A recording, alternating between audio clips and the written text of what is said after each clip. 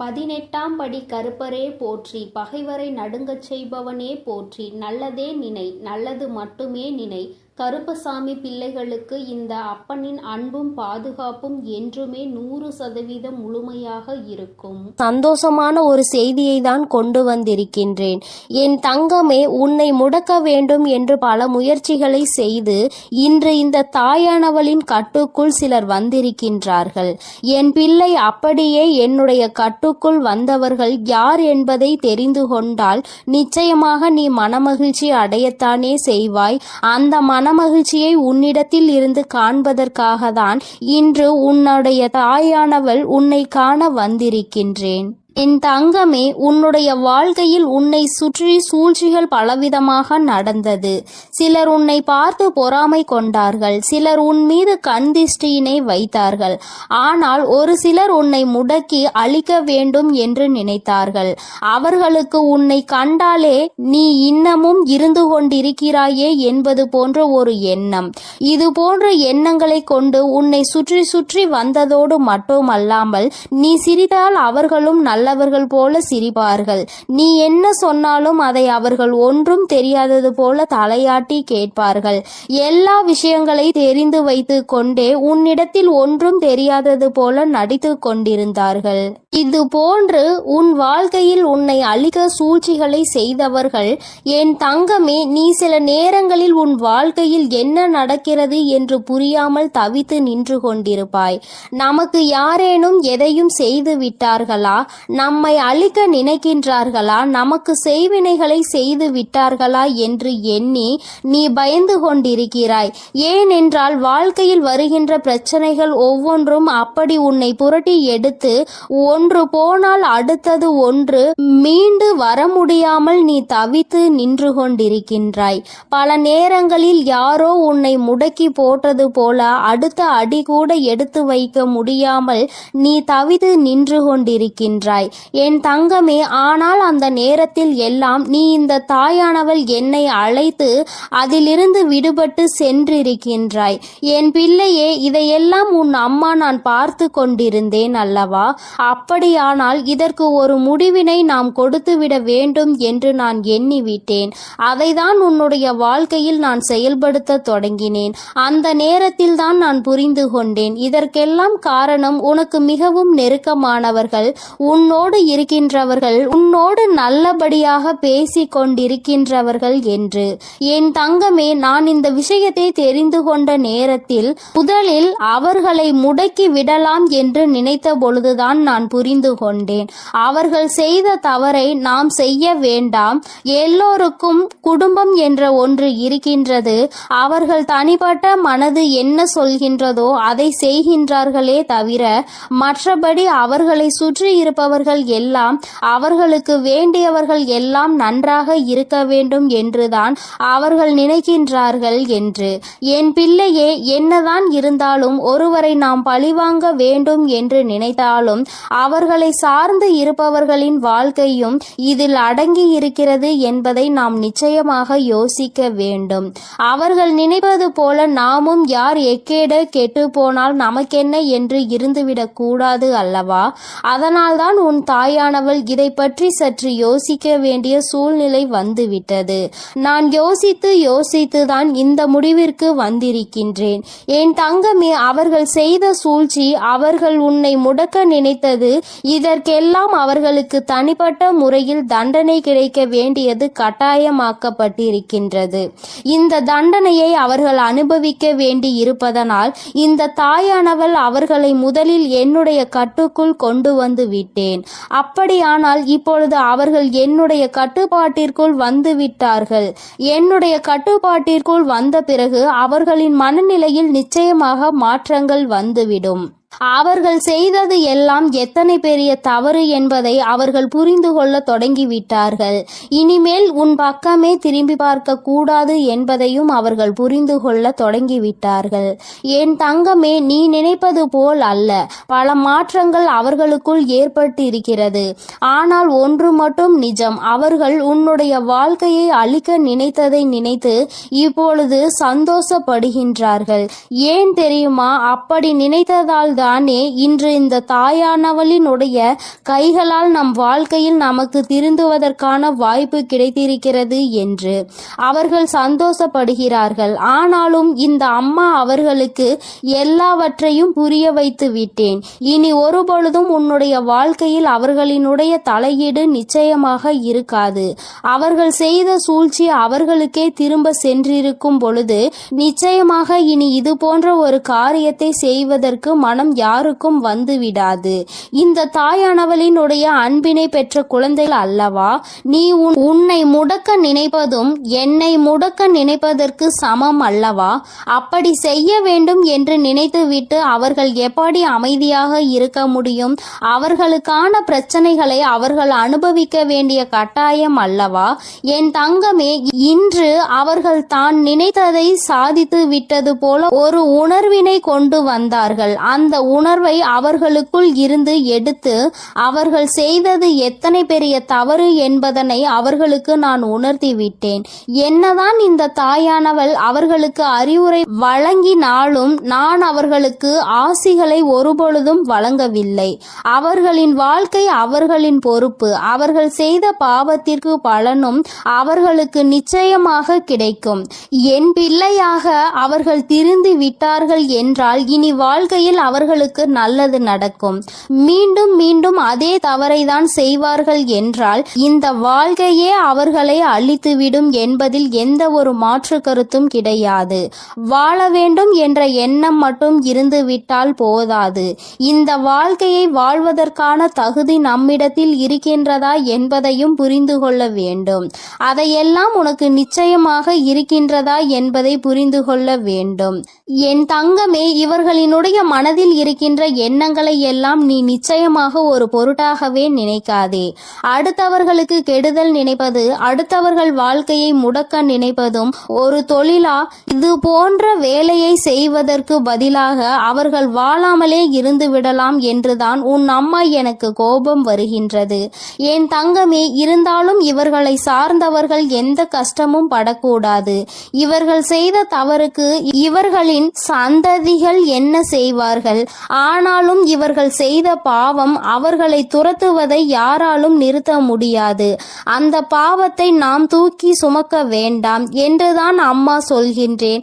என் தங்கமே, நீயும் அவர்களுக்கு ஒரு விஷயத்தை செய்யும் பொழுது அது அவர்கள் குடும்பத்தை பாதிக்கிறது என்றால் அந்த பாவம் உன்னை வந்து சேர்ந்துவிடும் அல்லவா? என் தங்கமே, அவர்கள் மிகவும் நல்லவர்களாக இருக்கலாம் அல்லவா? அதனால் என் பிள்ளையே, நீ யாரையும் வஞ்சிக்காதே. யார் மனதையும் நோகடிக்கும்படி நீ பேசிவிடாதே. அவரவர்கள் செய்வதற்கான பலன்களை அவரவர்கள் அனுபவிப்பார்கள். அவரவர்கள் வாழ்க்கையில் என்ன நடக்கின்றதோ அதற்கு அவர்களே பொறுப்பெடுத்துக் கொள்வார்கள். உன் வாழ்க்கையில் உனக்கு அவர்கள் செய்ததற்கான பொறுப்பினை நான் எடுத்துக் கொள்கின்றேன். என் தங்கமே, அவர்களை திருத்தி நல்வழிப்படுத்த வேண்டியது என்னுடைய பொறுப்பு. என்னுடைய கட்டுக்குள் இன்று வந்து நின்று கண்ணீர் சிந்தி கொண்டிருக்கின்றார்கள். அவர்கள் செய்த தவறை எண்ணி என்னிடத்தில் வருந்தி கொண்டிருக்கின்றார்கள். நம்மா, அவர்களை காப்பது நீ என்று தெரிந்திருந்தால் நான் நிச்சயமாக இது போன்ற தவறுகளை எல்லாம் செய்திருக்க மாட்டேன். தெய்வம் அவர்களுக்கு துணை நிற்கும் என்பதை அந்த நேரத்தில் நான் அறியவில்லை. இப்பொழுது எல்லா தவறையும் உணர்ந்து விட்டேன். இனி தெய்வத்தின் மீது எனக்கு நம்பிக்கை வந்துவிட்டது. தெய்வத்தின் மீதான பயமும் எனக்கு வந்துவிட்டது. அதனால் எந்த ஒரு தீங்கினையும் இனி ஒரு நாளும் செய்ய மாட்டேன் என்று அவர்கள் மனம் வருந்தி மன்னிப்பினை கேட்டு விட்டார்கள். என் தங்கமே, இனி ஒரு நாளும் நீ இதனை நினைத்து மனம் கலங்க வேண்டாம். இனி உன்னுடைய வாழ்க்கையில் எல்லாமே நீ நினைத்தது போல நடக்கும். இந்த எதிரிகள் இல்லாத, இந்த துரோகிகள் இல்லாத நிலையை உனக்கு வாழ்க்கையில் உருவாக்கி கொடுக்கும் நேரம் வந்துவிட்டது. சூழ்ச்சிகளை யார் செய்தாலும் இந்த தாயானவளின் கைகளால் அவர்களுக்கு தண்டனை நிச்சயம் என்பதை புரிந்துகொள். உடனே நீ நடக்கவில்லை என்பதற்காக மனதை தளரவிட்டு விடாதே. நிச்சயமாக அம்மா அதற்கான வேலைகளையும் அதற்கான நாளையும் குறித்து விட்டேன். மிக விரைவாகவே எல்லாம் நடக்கும் பொழுது நீ மனமகிழ்ச்சியினை நிச்சயமாக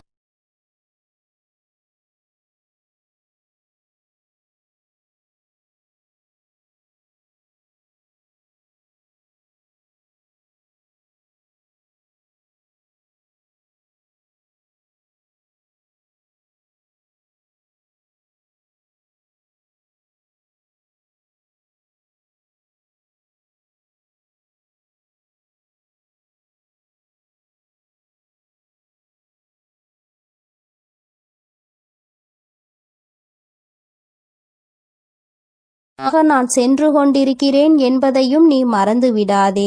என் செல்ல குழந்தையே, இன்று உன்னுடைய தாயானவள் உன்னிடத்தில் ஒரு விஷயத்தை பேசுவதற்காக நீண்ட நேரமாக காத்து கொண்டிருக்கிறேன்.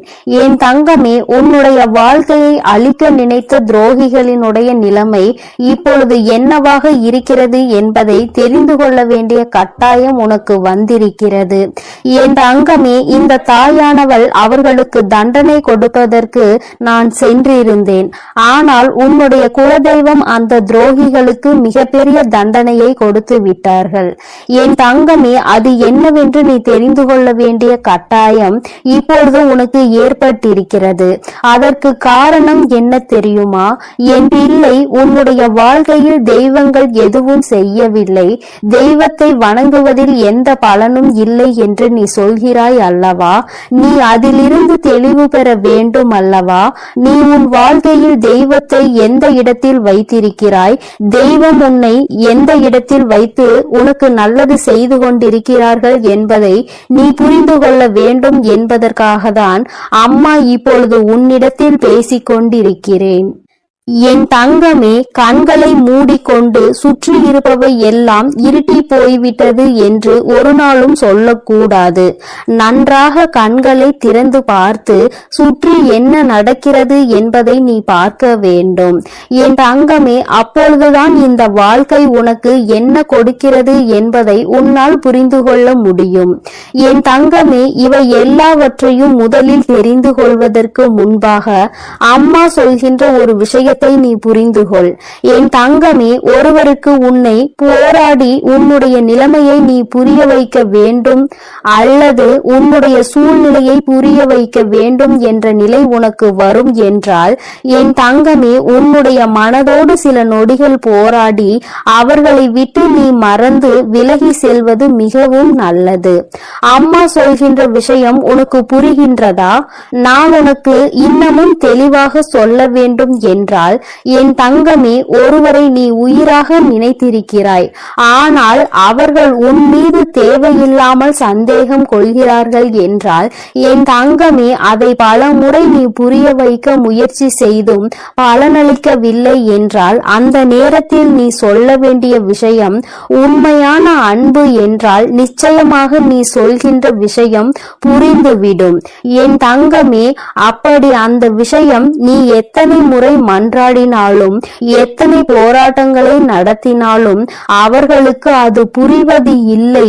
அதனால் அந்த இடத்தில் நீ உன்னை நிரூபிப்பதற்கு பதிலாக உன்னுடைய மனதோடு சில நொடிகள் போராடி, இது போன்ற வாழ்க்கை உனக்கு தேவையில்லை, இதை மறந்துவிடலாம் என்ற தைரியத்தை பெற்று விலகிவிடுவது மிகவும் நல்லது. என் பிள்ளையே, அம்மா சொல்வது இன்று வேண்டுமானால் உனக்கு கஷ்டமாக இருக்கலாம். அது எப்படி என்னுடைய வாழ்க்கையை நான் விட முடியும்? என்னதான் நினைத்தாலும் என்னதான் செய்தாலும் அவர்களை விட்டு ஒருபொழுதும் நான் விலக மாட்டேன் என்று நீ சொல்லலாம். ஆனால் என் தங்கமே, உண்மை என்னவென்று நீ புரிந்து கொள்ள வேண்டும் அல்லவா? என் தங்கமே, உன்னுடைய வாழ்க்கைதான், நான் இல்லை என்று சொல்லவில்லை. என்னாலும் போராடி கொண்டே ஒரு வாழ்க்கையை எப்படி உன்னால் கடந்து செல்ல முடியும்? என் தங்கமே, இதையெல்லாம் நீ புரிந்து கொள்ள வேண்டும். இந்த வாழ்க்கையில் இதையெல்லாம் நீ கட்டாயமாக தெரிந்து கொள்ள வேண்டும். எல்லாவற்றையும் கடந்து நீ வாழ வேண்டும். ஓரிடத்திலேயே முடங்கி கிடக்க கூடாது. ஒருவருக்காக உன்னுடைய ஒட்டுமொத்த வாழ்க்கையையும் நீ வீணடித்து விடக் கூடாது என்றுதான் அம்மா உனக்கு சொல்கிறேன். சரி, இதை நீ புரிந்து கொண்டால் உனக்கு நல்லது. என் தங்கமே, இப்பொழுது நான் உன் வாழ்க்கையில் உனக்கு துரோகங்களை செய்தவர்களின் நிலை என்னவாக இருக்கிறது என்றும் உனக்கு சொல்கிறேன். அதனை நீ கேள். உன்னுடைய குலதெய்வம் அவர்களுக்கு என்ன தண்டனை கொடுத்தார்கள் என்பதையும் சொல்கிறேன். என் தங்கமே, உனக்கு காயங்களை கொடுத்தவர்கள் உனக்கு மிகவும் நெருக்கமானவர்கள், உன்னுடைய குடும்பத்தில் ஒருவர். என் தங்கமே, உன்னுடைய குலதெய்வம் முன் வந்து அவர்களுக்கு தண்டனை கொடுத்ததற்கு காரணம் அவர்களும் அவரினுடைய குலப்பிள்ளை அல்லவா? தன்னுடைய பிள்ளைகள் நல்லது செய்தால் சந்தோஷப்படுபவர்கள் தன்னுடைய பிள்ளை தவறு செய்தாலும் அதனை நிச்சயமாக தட்டி கேட்டு விடுவார்கள் என்பதில் எந்த ஒரு மாற்றமும் கிடையாது. என் தங்கமே, இப்பொழுது உன் வாழ்க்கையில் அதுதான் நடந்திருக்கிறது. உன்னுடைய குலதெய்வம் அவர்களுக்கு கொடுத்திருக்கிற தண்டனை எதிரிக்கு கூட வரக்கூடாது என்று நான் சொல்லி முடித்ததும் நீ நிச்சயமாக நினைப்பாய். ஏனென்றால் அவர்களுக்கு கொடுத்த தண்டனை அப்பேற்பட்ட தண்டனை. என் தங்கமே, குலத்தில் இருந்து கொண்டு எல்லோருமே ஒரே உறவாக இருந்து கொண்டு தன்னுடைய குலத்தில் இருக்கின்ற மற்றவர்களுக்கு காயத்தை கொடுப்பது நியாயமற்றது. இதையெல்லாம் கேட்பதற்கு யாரும் இல்லை என்று அவர்கள் நினைத்து விட்டார்களா?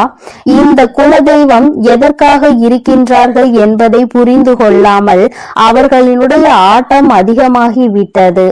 இந்த ஆட்டத்தை நான் இப்பொழுது நிறுத்தவில்லை என்றால் இனி அவர்களை யாராலும் கட்டுப்படுத்த முடியாது.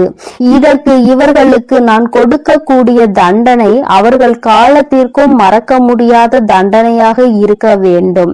அதற்காக அவர்கள் செய்த விஷயம் என்ன தெரியுமா? அங்கே அவர்கள் உன்னுடைய துரோகியாக இருப்பவர்களுக்கு கொடுத்த தண்டனை அவர்கள் எப்பொழுது வேண்டுமானாலும் குலதெய்வத்தின் சன்னதிக்கு வரலாம், குலதெய்வத்தை வணங்கலாம், குலதெய்வத்திடம் என்ன வேண்டுமானாலும் கேட்கலாம். உன்னுடைய குலதெய்வம் ஒருபொழுதும் அவர்களினுடைய வேண்டுதல்களை செவி கொடுத்து கேட்க மாட்டார்கள். இவர்கள் என்ன சொல்ல வருகிறார்கள் என்பதை கூட திரும்பி பார்க்க மாட்டார்கள். அவர்களின் கண்ணீரை துடைக்க ஒரு நாளும் வரமாட்டார்கள்.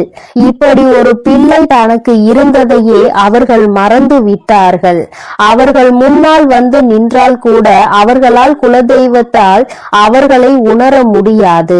அந்த அளவிற்கு அவர்களுக்கு தண்டனையை அவர்கள் கொடுத்து விட்டார்கள். குலதெய்வம் கொடுத்த தண்டனை தன்னுடைய குலப்பிள்ளை என்ற அந்தஸ்தை தன்னிடம் இருந்து அவர்கள் பறித்து விட்டார்கள். நீ இனிமேல் என்னுடைய குழந்தை இல்லை, நான் உன்னுடைய குலதெய்வம் இல்லை என்று சொல்லி அவர்களுக்கு மிகப்பெரிய தண்டனையை கொடுத்து விட்டார்கள்.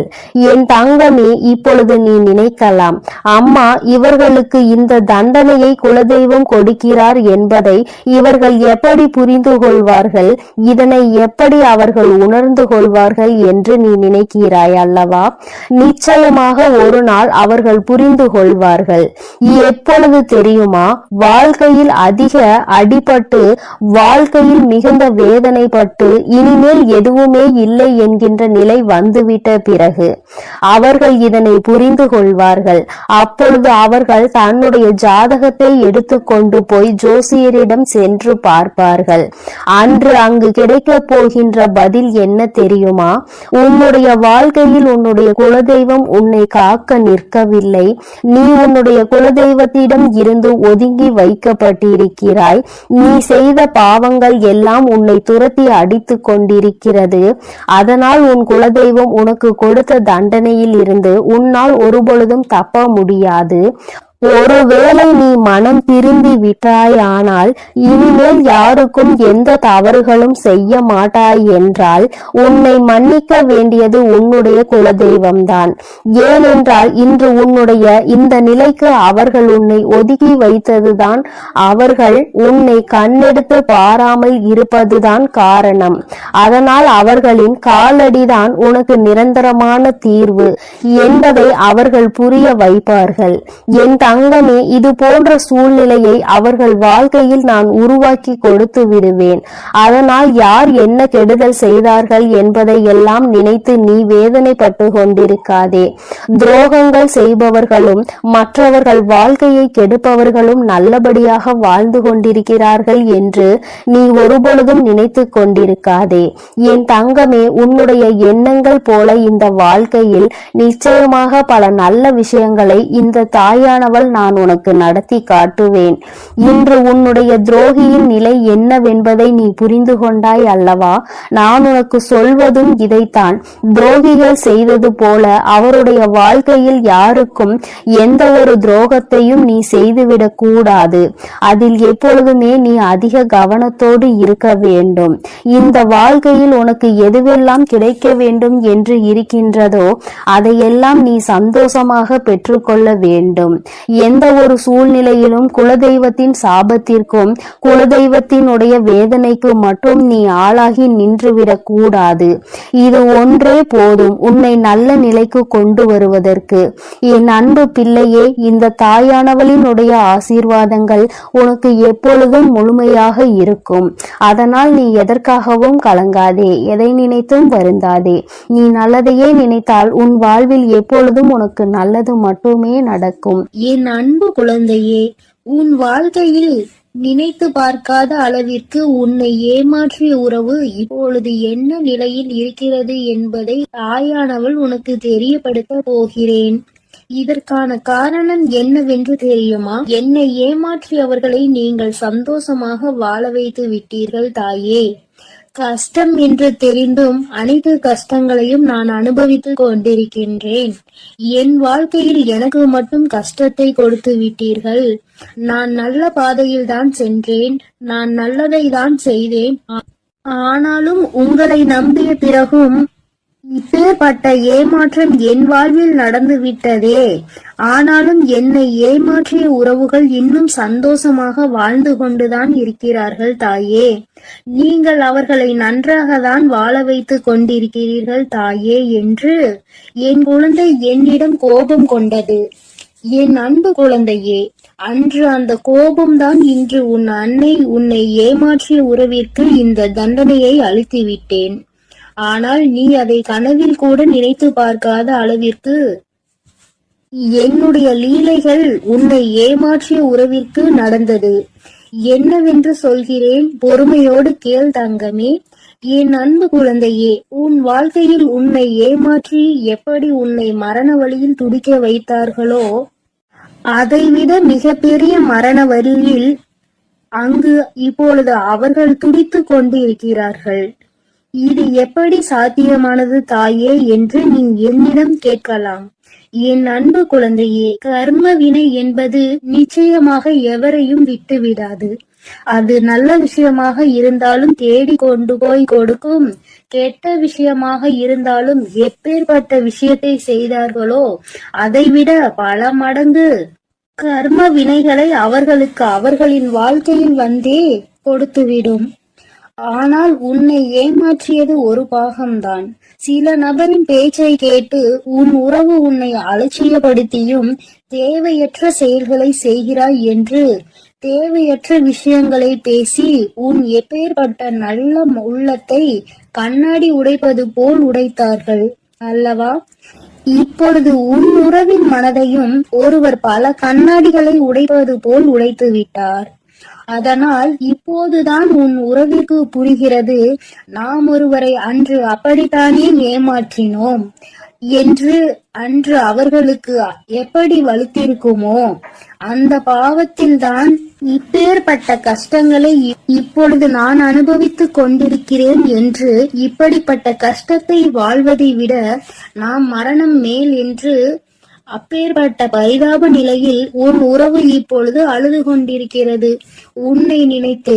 ஏனென்றால் உன்னை அப்படியே ஏமாற்றினார்களே, அதைவிட பல மடங்கு தண்டனையை இப்பொழுது அவர்கள் வாழ்வில் அனுபவித்துக் கொண்டிருக்கிறார்கள்.